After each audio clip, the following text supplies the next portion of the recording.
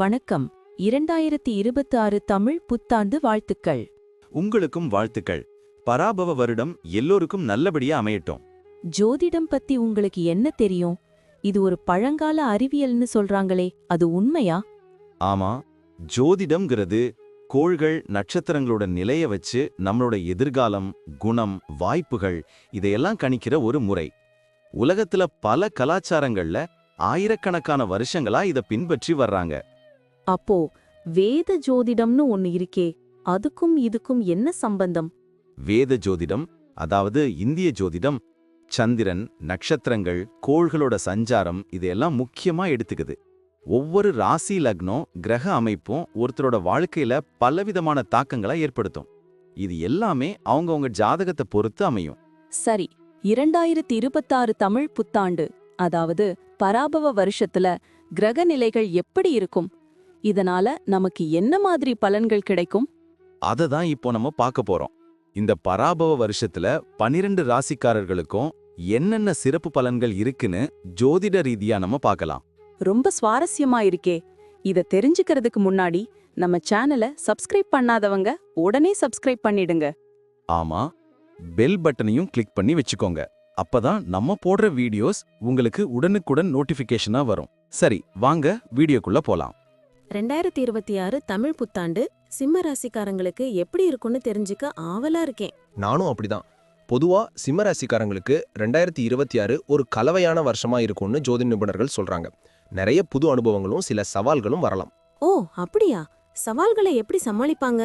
சிம்ம ராசிக்காரங்களுக்கே உரிய தலைமை பண்பும் தன்னம்பிக்கையும் அவங்களுக்கு இந்த சவால்களை எதிர்கொள்ள உதவும். மனசுல கொஞ்சம் அலைப்பாயும் நிலை இருந்தாலும் சரியான முடிவுகளை எடுப்பாங்களாம். அது நல்லது. சமூகத்துல அவங்களுக்கு எப்படி இருக்கும்? சமூகத்துல அவங்க திறமைக்கு நல்ல அங்கீகாரம் கிடைக்கும்னு சொல்றாங்க. ஆன்மீகத்துல நாட்டமும் அவ்வப்போதும் உண்டாகுமாம். புது வாய்ப்புகளையும் நல்லா பயன்படுத்திக் கொள்வார்கள். குடும்ப வாழ்க்கை எப்படி இருக்கும்? ரொம்ப முக்கியம் இல்லையா? ஆமா, குடும்ப வாழ்க்கையில கொஞ்சம் கவனம் தேவை. ஜூன் மாசத்துக்கு அப்புறம் குரு பகவான் 12ஆம் வீட்டுக்கு பயிற்சி ஆவதால் செலவுகள் அதிகரிக்க வாய்ப்பு இருக்கு. ஐயோ, செலவுகள் அதிகரிக்குமா? வேற என்னென்ன சவால்கள் இருக்கும்? குடும்ப உறுப்பினர்களுக்குள்ள கருத்து வேறுபாடுகள் வரலாம்னு சொல்றாங்க. பொறுமையா கையாள்றது ரொம்ப முக்கியம். சுப நிகழ்ச்சிகள் கொஞ்சம் தாமதமாகலாம். குழந்தைகளால கூட சில சமயங்கள்ல மனக்கவலை வரலாம். அப்படியானா நல்ல விஷயங்கள் எதுவும் இல்லையா குடும்பத்துல? இருக்கு. மூத்த உறுப்பினர்களோட ஆதரவு கிடைக்கும். குடும்பத்துல புது பொருட்கள் வாங்குவாங்க. விட்டு கொடுத்து போறது நல்லதுன்னு அறிவுறுத்துறாங்க. தொழில் வியாபாரம் எப்படி இருக்கும்? அதுலயாவது நல்ல முன்னேற்றம் இருக்குமா? நிச்சயம், தொழில் வியாபாரத்துல நல்ல முன்னேற்றம் இருக்கும். ராகு பகவான் 7ஆம் வீட்டுல இருக்கிறதுனால புது ஒப்பந்தங்கள் கையெழுத்தாகுமாம். அப்ப முதலீடு செய்யலாமா? முதலீடுகளை கவனமா செய்யணும். வியாபாரத்தை விரிவுபடுத்தும் எண்ணங்கள் ஈடேறும். போட்டிகளை சமாளிச்சு நல்ல வெற்றி பெறுவாங்க. புது யுக்திகளை கையாண்டு லாபத்தை பெருக்குவாங்கன்னு சொல்றாங்க. கூட்டுத் தொழில் செய்பவர்களுக்கு எப்படி? கூட்டுத் தொழில் செய்பவர்களுக்கும் நல்ல பலன்கள் கிடைக்கும். தொழிலில் புது சாதனைகளை நிகழ்த்துவாங்க. அயல்நாட்டு வர்த்தகத்திலையும் லாபம் கிடைக்கும்னு சொல்றாங்க. வேலை தேடுபவர்களுக்கும் ஏற்கனவே வேலையில் இருப்பவர்களுக்கும் எப்படி இருக்கும்? வேலை தேடுபவர்களுக்கு நல்ல வேலை கிடைக்கும். ஏற்கனவே வேலையில் இருப்பவர்களுக்கு பதவி உயர்வு, ஊதிய உயர்வு எல்லாம் கிடைக்கும். புது பொறுப்புகள் அவங்கள தேடி வரும். வெளிநாட்டு வாய்ப்புகள் உண்டா? உண்டு. சக ஊழியர்களோட ஆதரவும் கிடைக்கும்.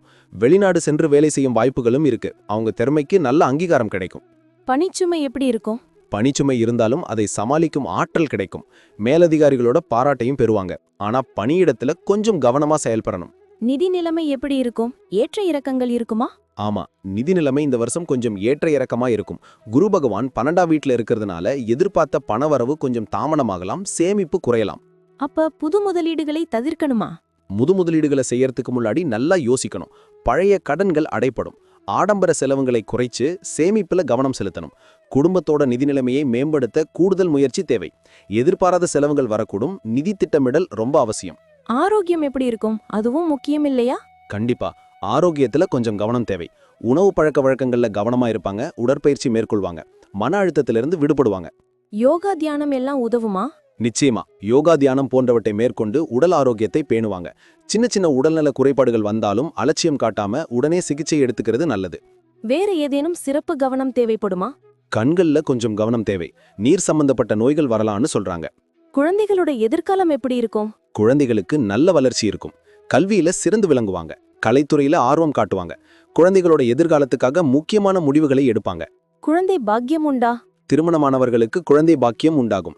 குழந்தைகளால பெற்றோருக்கு மகிழ்ச்சி உண்டாகும். குழந்தைகளோட திறமைகளை ஊக்குவிப்பாங்க, அவங்களோட அதிக நேரம் செலவிடுவாங்க, அவங்களோட தேவைகளையும் பூர்த்தி செய்வாங்க. பயண வாய்ப்புகள் எப்படி இருக்கும்? பயண வாய்ப்புகள் இந்த வருஷம் நிறைய இருக்கும். கேது பகவான் முதல் வீட்டுல இருக்கிறதுனால ஆன்மீக பயணங்கள் மேற்கொள்வாங்க. உறவினர்கள் நண்பர்களை சந்திக்க வெளிப்பயணங்களும் இருக்கும். தொழில் சம்பந்தமான பயணங்கள் உண்டா? ஆமா, தொழில் சம்பந்தமான பயணங்களும் லாபத்தை தரும். பயணங்கள் அவங்களுக்கு புத்துணர்ச்சியையும் மகிழ்ச்சியையும் கொடுக்கும். புது இடங்களை கண்டறிந்து மகிழ்வார்கள். பயணங்கள்ல பாதுகாப்பா இருக்கிறது நல்லது. சனி, குரு, ராகு, கேது இந்த கிரகங்கள்லாம் என்ன பலன்களை கொடுக்கும்? சனி பகவான் 8ஆம் வீட்ல இருக்கிறதுனால எதிர்பாராத நன்மைகளும் சவால்களும் உண்டாகும். உடல் ஆரோக்கியத்துல கவனம் தேவை. ரகசியமான விஷயங்கள்ல ஈடுபட வாய்ப்பு உண்டு. புது ஆராய்ச்சிகள்ல ஆர்வம் காட்டுவாங்க. திடீர் பணவரவு கிடைக்கலாம், கவனமா செயல்படணும். வாத விவாதங்களை தவிர்க்கணும். பழைய கடன்கள் அடைபடும். குரு பகவான் 12ஆம் வீட்ல இருக்கிறதுனால என்ன நடக்கும்னு சொன்னீங்க? ஜூன் மாசத்துக்கு அப்புறம் குரு பகவான் 12ஆம் வீட்டுல சஞ்சரிக்கிறதுனால செலவுகள் அதிகரிக்கலாம்.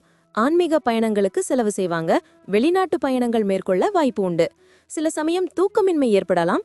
வெளிநாட்டு வர்த்தகத்துல லாபம் கிடைக்கும். ஆடம்பர செலவுகளை குறைக்கணும். மன அமைதிக்கு தியானம் உதவும். ராகுவும் கேதுவும் என்ன பலன்களை கொடுக்கும்? ராகு பகவான் 7ஆம் வீட்டில் இருக்கிறதுனால திருமண வாழ்க்கையில சில மாற்றங்கள் வரலாம். கூட்டுத் தொழில்ல கவனம் தேவை. புது ஒப்பந்தங்கள் கையெழுத்தாகும். வெளிநாட்டு வர்த்தகத்துல லாபம் கிடைக்கும். புது உறவுகள் உருவாகும். கணவன் மனைவி உறவுல புரிதல் தேவை. புது வாழ்க்கையில நல்ல பேர் கிடைக்கும். பயணங்கள் மேற்கொள்ள வாய்ப்பு உண்டு. கேது பகவான் முதல் வீட்டுல இருக்கிறதுனால உடல் ஆரோக்கியத்துல கவனம் தேவை. மனசுல சில குழப்பங்கள் வரலாம். ஆன்மீக நாட்டம் அதிகரிக்கும். தனிப்பட்ட வாழ்க்கையில சில மாற்றங்கள் உண்டாகும். சுய முன்னேற்றத்துல கவனம் செலுத்துவாங்க. யோகா தியானம் மேற்கொள்றது நல்லது. திடீர் பயணங்கள் மேற்கொள்ள வாய்ப்பு உண்டு. மனசுல தெளிவு தேவை. மொத்தமா பார்க்கும்போது சிம்ம ராசிக்காரங்களுக்கு இந்த வருஷம் எப்படி இருக்கும்? ஒட்டுமொத்தமா பார்க்கும்போது 2026 தமிழ் புத்தாண்டு சிம்ம ராசிக்காரங்களுக்கு ஒரு கலவையான ஆண்டா இருக்கும். அவங்க புது வாய்ப்புகளையும் சவால்களையும் எதிர்கொள்ள அவங்க தயாரா இருப்பாங்க. அவங்க தலைமை பண்பும் தன்னம்பிக்கையும் அவங்களுக்கு உதவும். குடும்பத்திலையும் வேலையிடத்திலையும் பொறுமையா செயல்படுறது நல்லது. இந்த வருஷம் அவங்களுக்கு நிறைய அனுபவங்களை தேடி தரும். எல்லா துறைகளையும் முன்னேற்றம் காண முயற்சி தேவை. எதிர்காலம் பிரகாசமா இருக்கும். இவ்வளவு நேரம் நம்ம பார்த்த இந்த பலன்கள்லாம் பொதுவானவை மட்டும்தான். ஆமாங்க, உங்களுடைய தனிப்பட்ட ஜாதகத்தை பொறுத்து சில விஷயங்கள்ல மாற்றங்கள் இருக்கலாம். இருந்தாலும் நாங்க சொன்ன பெரும்பாலான விஷயங்கள் உங்க வாழ்க்கையில நடக்கும்னு நம்புறோம். இந்த வீடியோ உங்களுக்கு பிடிச்சிருந்தா மறக்காம லைக் பண்ணுங்க, உங்க நண்பர்களோட ஷேர் பண்ணுங்க, அப்புறம் நம்ம சேனலை சப்ஸ்கிரைப் பண்ணுங்க. பக்கத்துல இருக்கிற ஆல் பட்டனையும் கிளிக் பண்ணி வச்சுக்கோங்க. அப்பதான் நாங்க புதுசா போடுற வீடியோக்கள் உங்களுக்கு உடனுக்குடன் நோட்டிபிகேஷனா வரும். உங்களுடைய எதிர்கால வெற்றிக்கு எங்களுடைய மனமார்ந்த வாழ்த்துக்கள். நம்பி வாழ்க வளமுடன்.